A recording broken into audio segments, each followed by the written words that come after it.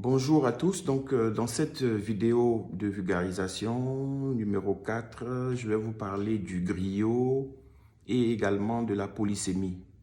Alors, qu'est-ce que nous appelons polysémie? La polysémie, c'est le caractère d'un mot qui a plusieurs sens. Et donc, nous sommes toujours dans l'histoire du protocole. On a vu l'étymologie du mot protocole.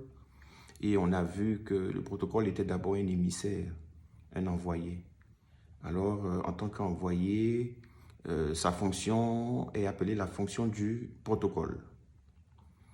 Ayant une bonne connaissance des royaumes de l'autre côté et des royaumes partenaires, des entités partenaires, en tant que précurseur, nous avons vu le mot précurseur, en tant que précurseur, il, il est chargé donc de bien connaître les règles de l'autre côté.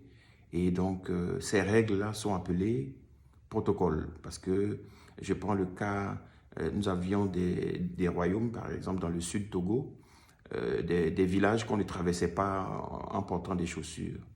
Alors qu'imaginez un roi, le village même, on ne le traverse pas avec une chaussure. Donc, imaginez un roi qui doit traverser ou rendre visite à un autre roi, où ses attributs font partie, les, euh, les chaussures font partie de ses attributs en tant que roi. Alors, est-ce qu'il faut y aller sans chaussures? Donc, la recherche de compromis permet donc de pouvoir trouver un terrain d'entente.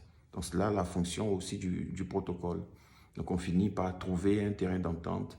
Et donc, le protocole est aussi un négociateur. En tant que négociateur, il permet de pouvoir s'entendre sur un protocole. Donc, les règles à respecter sont appelées aussi protocoles. Donc, je parlais de polysémie. Donc, la fonction, c'est le protocole. Les règles à respecter, c'est le protocole. Et la personne qui exerce même le métier est aussi appelée protocole. Donc, n'oubliez pas, c'est un mot polysémique. Nous avons souvent euh,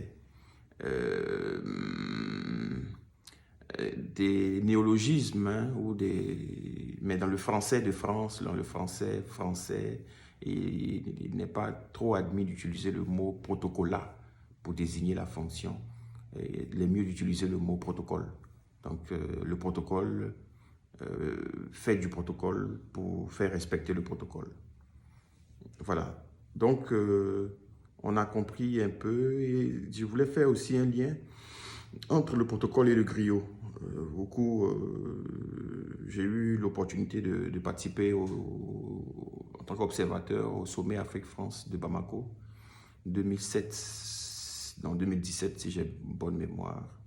Alors, 2017.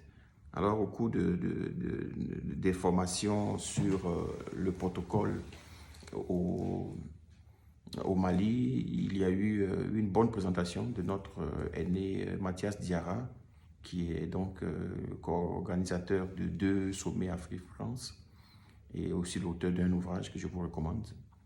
Je vous enverrai le lien. Alors, Mathias Diarra donc, revenait sur le lien entre protocole et griot pour dire que le protocole exerce une fonction quand nous avons des mariages chez nous en Afrique de l'Ouest. On fait appel à un griot. Donc c'est le griot qui a une bonne connaissance des règles à respecter et c'est lui effectivement qui nous amène à respecter ces règles, qui coordonne l'événement, qui est un peu en même temps le maître de cérémonie, qui fait tout. C'est le maître donc de la cérémonie. C'est lui qui nous dit que la cérémonie a démarré, la cérémonie s'est achevée, qui donne la parole aux uns aux autres, qui sait un peu le déroulé, le programme, etc. Donc n'oubliez pas ce mot-clé-là, déroulé et programme. Ce sont 2 mots qui désignent 2 éléments différents dans le cadre du protocole. Donc le programme, ce n'est pas le déroulé. Donc nous verrons cela. Donc nous sommes toujours dans l'historique. On a retenu que le protocole est un mot polysémique. On a vu que le griot fait aussi parfois du protocole. Je termine en disant que dans la charte du Mandé, le griot, comme la femme, comme les enfants, bénéficient d'une certaine immunité, en situation de guerre on ne s'en prend pas aux griots, on ne s'en prend pas à la femme, on ne s'en prend pas aux enfants. Donc c'est la même chose avec le protocole. En situation de crise, c'est le protocole qui reste pour que la société continue d'avoir une certaine ossature. Je vous remercie.